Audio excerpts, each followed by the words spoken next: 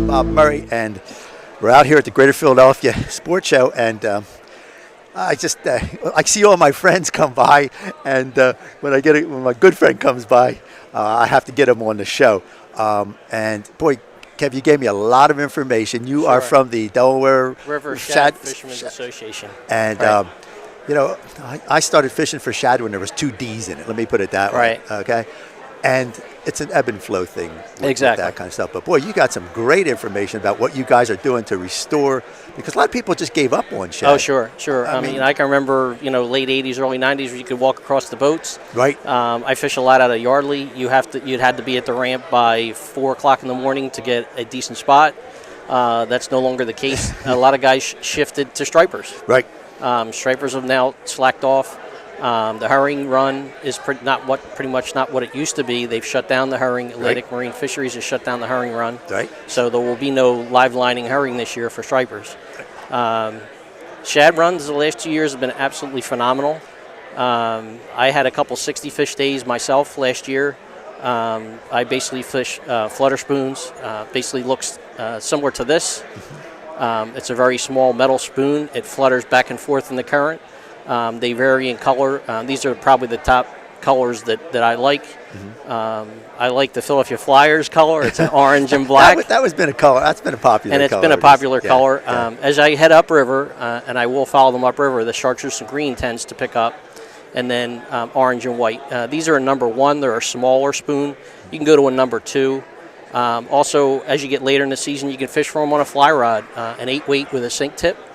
Very small fly, something that's just a little flashy. It's got some flashaboo on it and some chenille, come in a couple different colors. And that's basically it. And now, are you fishing that on a downrigger, or are you fishing that on a I'm fishing rod, when I fish the flutter spoon. I'm fishing on a flat line for the most part. Oh, really? Unless I fish deeper water. When I say deeper, probably 8 to 10 feet. Would I fish it on the downrigger? And that would basically just be about 6 to 8 feet of line off the cable, run it up about a foot or so off the bottom. But I fish on a flat line. I fish medium weight spin rod, 6-pound test. So it's nothing very technical. No, not at all. Average guy could get into it. Average guy can get into it. You just want to be careful because in the springtime the water is cold. Yeah. Most of the shad will start to come up around the end of March. They won't really hit until it gets around 50 degrees, and they're not really feeding. They're hitting it because they want to get it out of the way. Right. And that's our usual rite of spring is April, then when they start coming up. Sure. First week in April is when they really start to pick up. And like I said, this year the run may be early because of the lack of snow and how warm it's been. Yes. So more than likely probably be the end of March when we start to pick up the fish.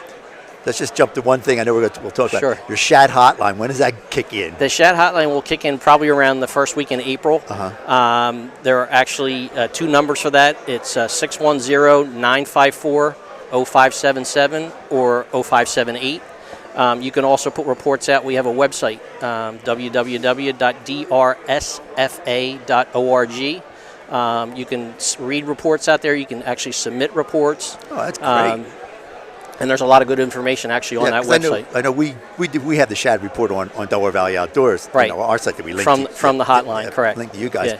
And now, you just told me a lot of new things that you guys are involved in with. I'm very excited to hear about because this is some great stuff. Sure. One of the probably the biggest things, I'll go down the list and just kind of bullet it off real quick for you.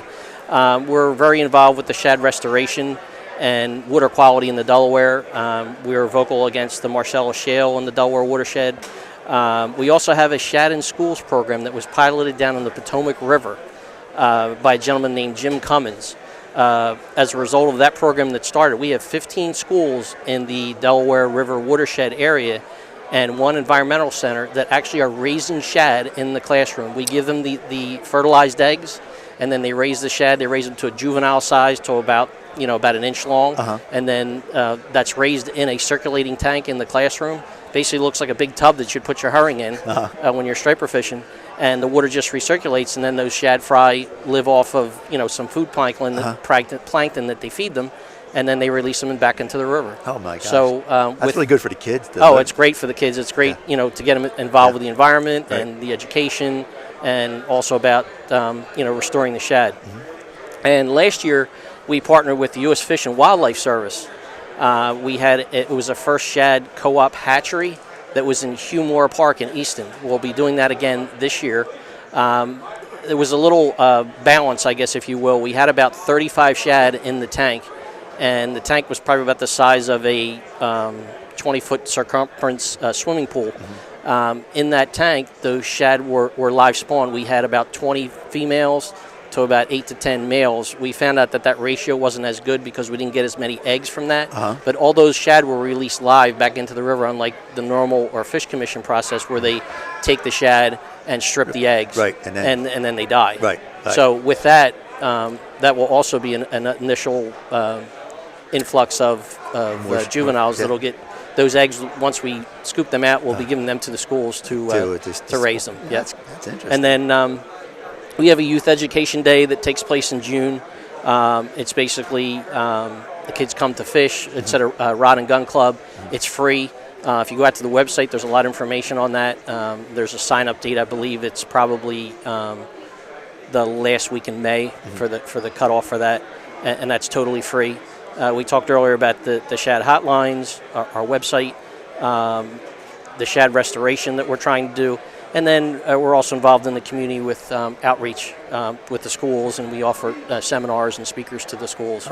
So it's just not only that fish side now; it's getting the kids and the youth involved, exactly, and partnering with Fish and Game and stuff like that to restore the fishery. Yeah, because I know, years ago it was great, or bad, and then it got good, and then like you could walk across the river on boats, and now and then it went down. Right. They live in the ocean. They come back every 3 to 4 years to spawn.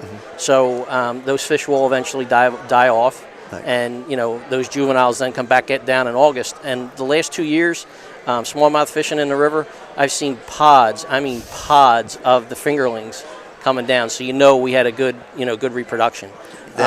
Hopefully this year we won't have the rains like we had last year that impacted a lot of the fishing for just about everybody in the Delaware. Right. Although the other thing is that the river will be low this year, more than likely because of the lack of snow. Right. So we don't have that snowpack, that has to melt to come down. One of the other things that you mentioned before was about the amount of the shad. It's going up again, but the reason you stated was that they're moving the netters out farther? Exactly. The netters they've actually cut back on the quotas for them, and they're moved out further where they can't put that much of an impact on it. Part of that is also impacting the herring fishery in that all that bycatch, they may not actually be fishing for the herring at the time, but they're getting caught in the nets and they die. And right. So exactly. Because now, which we've talked about, you can't use live herring anymore to live line for the stripers. Right. You can't even use them for chopped up bait either. No, it's done. Yeah. until that fishery comes back. Yeah. Well, I think again, if they start doing those things to move those netters out, because I've talked to a number of people, and that's what they've said about the herring and about the shad, that they were just getting so close that nothing was getting through. Nothing was getting through, or very little was getting through. Right. And again, if you've never shad fished, it's kind of a cliche, but it is the poor man's salmon. It is, and they have a forked tail. They live in the ocean. If you've ever caught a bluefish in the ocean, they pull just like a bluefish. Yep. When they hit that rod, it just bends in half, and your line just screams off. It takes you a good 5 minutes or so to get it in. They have very soft mouths unless you hook them in the top part or the bottom part of their bony jaw. So it is fun, and we are promoting the catch and release of them. And most of the people that I know release them, right? And they're very, very diligent about making sure they release them very quickly, right? The right proper net, exactly. And the hooks and stuff are very thin, so we're not, you're not. Yeah, really, you're not. For the most part, they're not gut hooking because they're not feeding on their way up. Right. A lot of people don't realize there's a book that's out by a gentleman by the name of John McPhee called The Founding Fish. Yep, I have the book. Right. A lot of people don't realize that there's a story with George Washington that was the troops were starving in the spring of back in the 1700s, right? Whatever year that was. Forget my history lesson. But when that shad run came up, that actually was food for all those starving, soldiers. Exactly. Yeah. But no, I do have that book. It's quite interesting. It is. Because obviously people know I fish, and they go, "Oh, here's a nice fish book you would like." Exactly. And I did. It was very, very interesting. Yeah. Well, Kevin, I thank you very much. Again, go to our website for more information, which will link over to their website. And if you haven't tried it, go there, and you'll answer questions on Oh, the yeah, website definitely, and definitely. give you some spots to go. Oh, yeah, come over, stop over at the booth. Yeah. We have maps, we have access points. I'm more than happy to share any information, any tips, places to fish. And you can join up, can't you? Oh, sure. You can join the club. Yeah. It's $10 for the year. It's very inexpensive. When you get a newsletter, there's a lot of information, and we have a lot of guest speakers that come to our meetings. Oh, that's really good. Well, Kevin, thank you very much. Thanks, Bob. And don't forget, go shad fishing, will you? Oh, yeah.